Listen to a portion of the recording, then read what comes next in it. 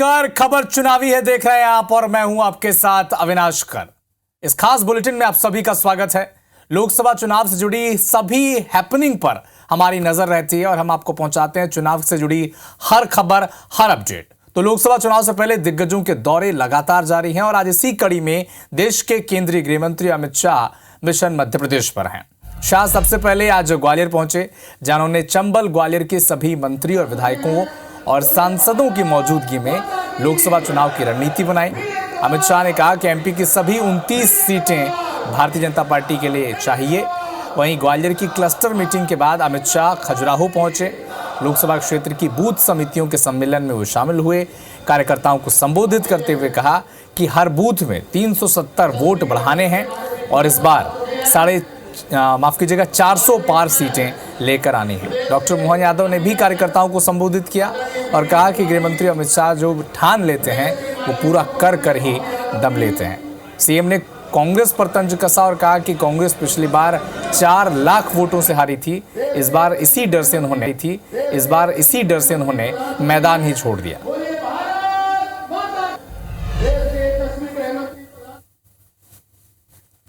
ये जो सम्मेलन बुलाया है विजय का संकल्प लेने का, ये सम्मेलन 18वीं लोकसभा में नरेंद्र मोदी जी के नेतृत्व में 400 से ज्यादा सीटों के साथ सरकार बनाने के संकल्प का सम्मेलन। 19 में 1 बच गई थी, 24 में 29 की 29 सीटें देकर मोदी जी की झोली भर दीजिए और 400 का आंकड़ा पार कराइए। जो काम हाथ में ले उस काम को जब तक अंजाम तक नहीं पहुंचा दे तो फिर अमित शाह जी को कोई क्या पहचानेगा। ऐसे यशस्वी गृह मंत्री, कांग्रेस पिछली बार लगभग 4 लाख से हारी थी और उसके ठिकाने नहीं लगे थे और अब उनने अपनी खुद का मैदान छोड़ दिया। ये आपके आने की धमक और मोदी जी की सरकार के बनने के लक्षण दिखाई देते हैं। तो एक तरफ केंद्रीय गृह मंत्री अमित शाह ने हुंकार भरी है, 29 की 29 सीटें भारतीय जनता पार्टी में के झोली में डालने का आग्रह किया है। तो उनके इस बयान पर अब प्रदेश कांग्रेस अध्यक्ष जीतू पटवारी ने हमलावर हो गए हैं। उन्होंने कहा है कि मध्य प्रदेश पर 4 लाख करोड़ का कर्ज है। अमित शाह मध्य प्रदेश को विशेष राज्य का दर्जा देकर 1 लाख करोड़ की मदद करना चाहिए उन्हें। पिछले लोकसभा चुनाव और हाल के विधानसभा चुनाव के दौरान पीएम मोदी की गारंटियों को बीजेपी सरकार पूरा करे। जीतू पटवारी ने कहा कि अगर अमित शाह झूठ बोलकर वोट लेने आए हैं तो धन्यवाद है उनको, लेकिन अब जनता को बीजेपी के झूठ को समझने की जरूरत है। प्रदेश में आए उनको भी मैंने एक वीडियो के माध्यम से, ट्वीट के माध्यम से कहा कि 1 लाख करोड़ रुपए का आप मध्य प्रदेश को पैकेज दें, क्योंकि 4 लाख करोड़ रुपए का इस पर कर्ज हो चुका है और लगभग 40,000 करोड़ रुपया पर साल हमें सिर्फ देनदारियां, ब्याज देना पड़ रहा है। तो दौरों पर वार पलटवार का सिलसिला जारी है। इसी बीच छत्तीसगढ़ में विधानसभा की तर्ज पर भारतीय जनता पार्टी लोकसभा चुनाव में भी कांग्रेस को चौंकाने की तैयारी में है। दरअसल भारतीय जनता पार्टी तय समय से पहले ही छत्तीसगढ़ की 11 में से 5 सीटों पर प्रत्याशी का ऐलान जल्द कर सकती है। एक तरफ बीजेपी प्रत्याशियों की फाइनल लिस्ट तैयार कर रही है, तो कांग्रेस अब तक सत्ता से गुजर जाने का, सत्ता दूर हो जाने के सदमे से वो उबर नहीं पाई है। एक रिपोर्ट आप देखें।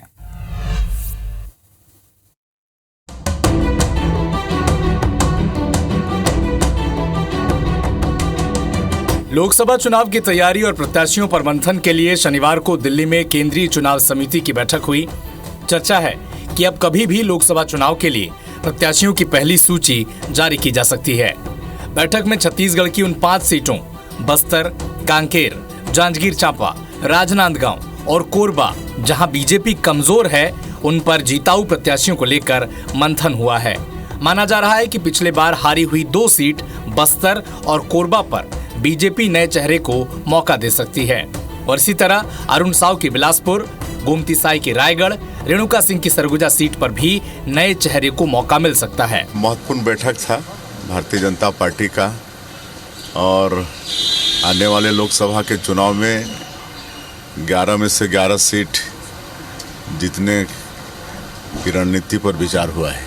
आज जिस प्रकार से छत्तीसगढ़ की जनता का आशीर्वाद और जिस प्रकार से छत्तीसगढ़ की जनता नरेंद्र मोदी जी के साथ खड़ी है, हमें पूरा विश्वास है कि छत्तीसगढ़ की जनता इस बार भारतीय जनता पार्टी को 11 की 11 सीटें देगी। बीजेपी प्रत्याशियों के नाम तय कर सभी 11 सीटों पर जीतने का दावा कर रही है, तो वहीं कांग्रेस छत्तीसगढ़ में सत्ता से जाने के सदमे से उबर नहीं पाई है। हालांकि कांग्रेस नेता कह रहे हैं कि प्रदेश प्रभारी सचिन पायलट की उपस्थिति में कई दौर की बैठक हो चुकी है, तैयारी जोर शोर से चल रही है। विधानसभा चुनाव के बाद हम अलर्ट हैं और हमारी जो तैयारियां हैं ये प्रचारित नहीं कर रहे हम लोग, लेकिन धरातल में जो तैयारियां लोकसभा चुनाव के हिसाब से होनी चाहिए वो सारी तैयारियां स्टेप बाय स्टेप हम लोग कर रहे हैं। सचिन पायलट जी 2 बार आ चुके हैं। पीसीसी के प्रदेश अध्यक्ष जी लगातार सभी लोकसभा क्षेत्रों के अलग अलग विधानसभाओं में भी उन्होंने दौरा कर चुका है। पीएम मोदी के प्रभाव को देखते हुए इस बार बीजेपी में दावेदारों की लंबी सूची है, जिसमें से जिताऊ प्रत्याशी को तलाशना बड़ी चुनौती है और सबसे बड़ी चुनौती है चुनाव में जनता का भरोसा जीतना। राजेश मिश्रा, IBC 24, रायपुर। तो एक तरफ जहां छत्तीसगढ़ में भारतीय जनता पार्टी ने 2024 की तैयारी शुरू कर दी है और लगभग ये संदेश देने की कोशिश भी की है कि कभी भी वो ऐलान कर सकती है प्रत्याशियों का, तो दूसरी तरफ राहुल गांधी की भारत जोड़ो न्याय यात्रा आज आगरा पहुंची और इस दौरान समाजवादी पार्टी के अध्यक्ष अखिलेश यादव राहुल गांधी की यात्रा में शामिल हुए। दोनों एक साथ फिर से दिखे। दोनों ने एक साथ यात्रा में शामिल लोगों का अभिवादन किया। प्रदेश अध्यक्ष उत्तर प्रदेश के अजय राय और महासचिव प्रियंका गांधी भी इनके साथ मौजूद रही। राहुल गांधी ने कहा कि देश में लोगों के साथ अन्याय हो रहा है, इसीलिए उन्होंने यात्रा के साथ न्याय शब्द का इस्तेमाल किया है। अखिलेश यादव ने भी बीजेपी हटाओ देश बचाओ का नारा दिया है।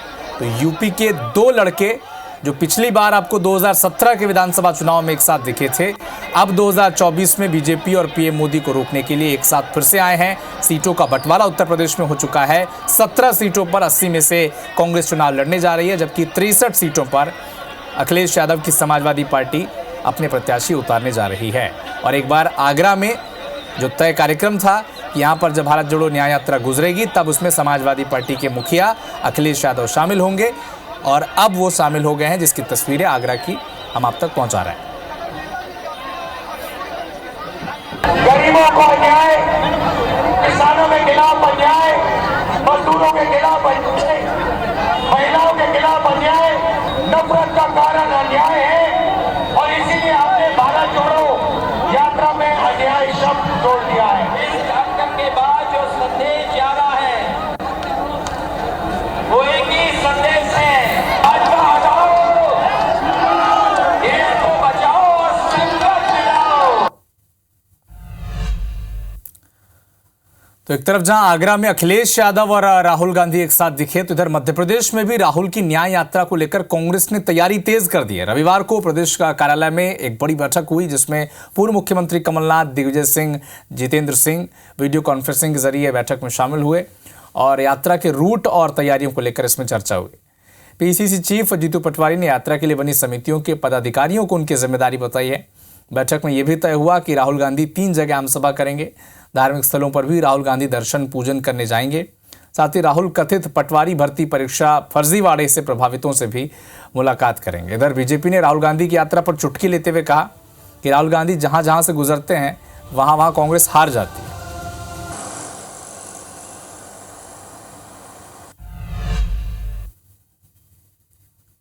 उद्देश्य था भारत जोड़ो न्याय यात्रा की, जो मध्य प्रदेश के सब कार्यकर्ता उसमें इन्वॉल्व हो। न्याय की बात हो रही तो सब पीड़ितों तक ये भावना अच्छे से जाए।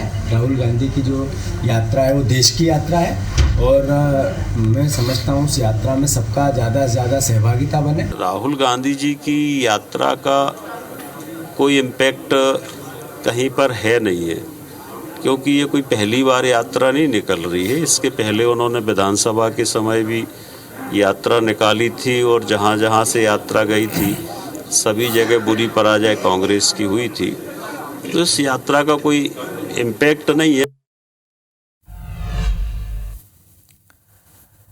तो केंद्रीय उड्डयन मंत्री ज्योतिरादित्य सिंधिया ने एक बयान दिया कि ग्वालियर में राष्ट्रीय विमानतल राजमाता विजयराजे सिंधिया टर्मिनल तैयार हो चुका है। यह मध्य प्रदेश का सबसे बड़ा हवाई अड्डा होगा। ये एयरपोर्ट ग्वालियर के विकास प्रगति के लिए नए अवसर प्रदान करेगा। वहीं लोकसभा चुनाव पर कहा कि भारतीय जनता पार्टी प्रचंड बहुमत से लोकसभा चुनाव जीतने जा रही है। राजमाता विजयराजे सिंधिया विमानतल पूरी तरह से तैयार हो चुका है और आज मध्य प्रदेश में सबसे बड़ा हवाई अड्डा और सारे फ्लाइट कनेक्शंस के साथ जो बेंगलोर, हैदराबाद, मुंबई, दिल्ली, अयोध्या, इंदौर, ये सारी कनेक्टिविटी के साथ चारों दिशाओं में मैं मानता हूं कि ग्वालियर की विकास और प्रगति के लिए एक नया अवसर प्रदान करने के लिए पूर्ण रूप से सुचारू रूप से तैयार हो जाएंगे। रायगढ़ लोकसभा सीट में बीजेपी भले ही पिछले 5 चुनाव से लगातार जीती आ रही हो, लेकिन बीजेपी के वोट बैंक में पिछले 2 चुनावों में कमी आई है। आंकड़े बताते हैं कि साल 2014 में जहां बीजेपी ने सीट से 2 लाख वोटों से जीत हासिल की थी, तो पिछले चुनाव में जीत का आंकड़ा घटकर महज 66,000 सिमट गया था। कांग्रेस बीजेपी के घटते वोट के बीच जीत की संभावनाएं तलाश रही है। तो वहीं बीजेपी का कहना है कि मोदी की गारंटी के भरोसे इस चुनाव में बीजेपी ऐतिहासिक जीत यहां पर हासिल करेगी। आपको यह भी बता दें कि रायगढ़ लोकसभा सीट आदिवासी वर्ग के लिए आरक्षित है।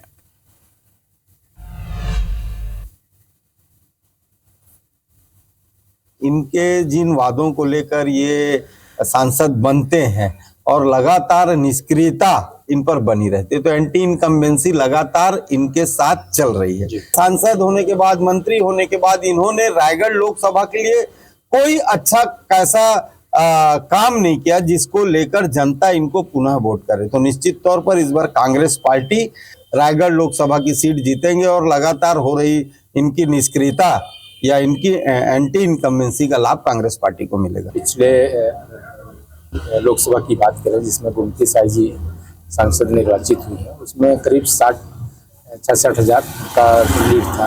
उसके पहले विष्णुदेव साई जी करीब 2 लाख के अंतर से जीते थे।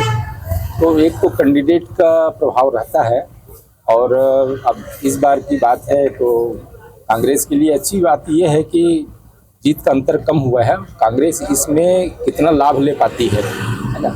मतों के अंतर का कोई बहुत बड़ा नुकसान भारतीय जनता पार्टी को होना नहीं है। पिछले समय हम लोग 67,000 वोट से विजयश्री हासिल किए थे। पूरे प्रदेश में कांग्रेस की सरकार थी और एक बड़ा जनादेश कांग्रेस पार्टी को पिछले समय मिला था। 8 इस रायगढ़ लोकसभा में 8 विधानसभा में एक भी भारतीय जनता पार्टी के विधायक नहीं थे। इसके बावजूद भी भारतीय जनता पार्टी की प्रत्याशी गोमती साई जी ने 67,000 मतों से विजयश्री हासिल किया था। मध्य प्रदेश में पटवारी भर्ती परीक्षा गड़बड़ी में क्लीन चिट दिए जाने के बावजूद जो बवाल है ये खत्म होने का नाम नहीं ले रहा। खासकर उत्तर प्रदेश में आरक्षक भर्ती परीक्षा में फर्जीवाड़े के आरोपों के बाद परीक्षा रद्द करने के मामले में एमपी में भी जोर पकड़ लिया। इस मामले ने कांग्रेस ने इस मामले में कोर्ट का दरवाजा खटखटाने के संकेत दिए हैं। कांग्रेस नेता अब्बास हफीज ने कहा है कि पार्टी अभ्यर्थियों के साथ खड़ी है और किसी के साथ अन्याय नहीं होने देगी। बीजेपी के विधायक भूपेंद्र सिंह ने कहा है कि कांग्रेस का काम भ्रम फैलाना है। जांच हो चुकी है, भर्ती परीक्षा को क्लीन चिट मिल चुकी है। किया जाएगा सरकार की तरफ से तो क्लीन चिट मिलेगी। हाई कोर्ट का रुख कर सकते हैं, अदालतों का रुख कर सकते हैं। न्याय बनाने के लिए जो भी संभव होगा, युवा कांग्रेस, NSUI हमारा विंग, जो छात्रों का विंग है, वो अभ्यर्थियों के साथ कंधे से कंधा मिला के लड़ेगा। जो भी रणनीति तय होगी उस पर आगे बढ़ा जाएगा। तो वो तो उनको आपत्ति करना ही है। आप कोई भी जांच करा लो, कोई भी कर दो, वो तो उनके पक्ष में हो गया तो सब ठीक है, नहीं हुआ तो सब गड़बड़ है। प्रधानमंत्री नरेंद्र मोदी ने रेडियो प्रोग्राम मन की बात के 110वें एपिसोड में नारी शक्ति के योगदान को नमन किया। पीएम ने कहा कि महाकवि भारतीयार जी ने कहा था कि विश्व तभी समृद्ध होगा जब महिलाओं को समान अवसर मिलेंगे। आज भारत की नारी शक्ति हर क्षेत्र की में प्रगति की नई ऊंचाइयों को छू रही है। उन्होंने आज के एपिसोड में ड्रोन दीदी से बात की। पीएम ने कहा कि कुछ साल पहले तक किसने सोचा था कि हमारे देश में गांव में रहने वाली महिलाएं भी ड्रोन उड़ाएंगी, लेकिन आज ये संभव हो रहा है। आज तो गांव-गांव में ड्रोन दीदी की इतनी चर्चा हो रही कि हर वर्ग की जुबान पर नमो ड्रोन दीदी है, नमो ड्रोन दीदी चल पड़ा। हर कोई उनके विषय में चर्चा कर रहा है। पीएम मोदी ने भी कहा कि अगले 3 महीने में मन की बात का प्रसारण नहीं होगा। राजनीतिक मर्यादा का पालन किया जाएगा। पॉजिटिविटी से भरे एक से बढ़कर एक इंटरव्यू मिले, इनमें बहुत देश में लोकसभा चुनाव का माहौल है और जैसा कि पिछली बार हुआ था, संभावना है कि मार्च के महीने में आचार संहिता भी लग जाएगी। लोकसभा चुनाव के इन दिनों में अब अगले 3 महीने मन की बात का प्रसारण नहीं होगा। अब जब आपसे मन की बात में संवाद होगा तो वो मन की बात का 111वां एपिसोड होगा। अगली बार मन की बात की शुरुआत 111 के शुभ अंक से हो तो इससे अच्छा भला क्या होगा। प्रधानमंत्री नरेंद्र मोदी ने गुजरात के द्वारका में स्कूबा डाइविंग की। उन्होंने कहा कि एक दिव्य अनुभव रहा। पीएम 2 दिवसीय गुजरात दौरे पर हैं। इससे पहले उन्होंने बेट द्वारका में भगवान द्वारिकाधीश की पूजा अर्चना की। इसके बाद ओखा को बेट द्वारका से जोड़ने वाले सुदर्शन सेतु का लोकार्पण किया। लेकिन पीएम ने स्कूबा डाइविंग कर एक संदेश भी दिया है और कहा कि एक दिव्य और भव्य अनुभव रहा।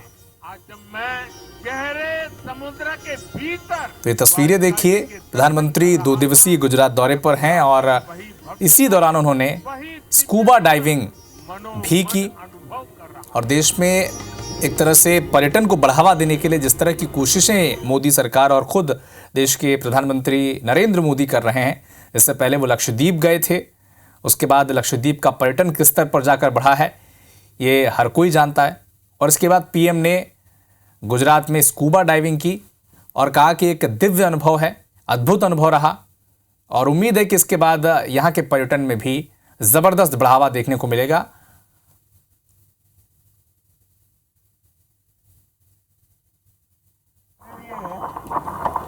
साहस से ज्यादा श्रद्धा थी। प्रतिक्रिया भी सुनिए। देश के प्रधानमंत्री नरेंद्र मोदी 2 दिवसीय गुजरात दौरे पर थे और इस दौरान स्कूबा डाइविंग का भी अनुभव पीएम ने लिया है। मैंने वो पल बिताए जो इधर केंद्रीय उड्डयन मंत्री ज्योतिरादित्य सिंधिया लोकसभा चुनाव से पहले गुना शिवपुरी क्षेत्र में एक्टिव हैं। अटकलें ये हैं कि 2024 एक बार फिर से गुना शिवपुरी लोकसभा क्षेत्र से वो लड़ की दावेदारी की अटकलों से वर्तमान सांसद जो हैं केपी यादव की टिकट पर अब खतरा मंडरा गया है। उनसे खास बातचीत की हमारे संवाददाता नासिर गौरी ने। सुने आप। पासपोर्ट का कार्यालय का कल उद्घाटन किया, आखिर क्या वजह रही कि इतनी जल्दबाजी में कर दिया? देखिए, जल्दबाजी कुछ नहीं होती है। मेरे लोकसभा क्षेत्र में केंद्र के भी बहुत सारे काम आए हैं, स्टेट गवर्नमेंट के भी बहुत सारे काम आए हुए हैं और पासपोर्ट सेवा केंद्र, ये आपको मिसगाइड किया जा रहा है। पासपोर्ट सेवा केंद्र तो पिछले 2 महीने से चालू है। आपके पिता तो कहता है 2 महीने से चालू है। करीब कल मैं गया तो मुझे पता लगा कि वहाँ 700 पासपोर्ट लोगों के बन चुके हैं। तो अगर बन चुके हैं तो लोगों को पता चलना चाहिए कि भारतीय जनता पार्टी के शासनकाल में हमारे छोटे से क्षेत्र में, एक ग्रामीण क्षेत्र में, गुना जैसी जगह में पासपोर्ट सेवा केंद्र खुल चुका है।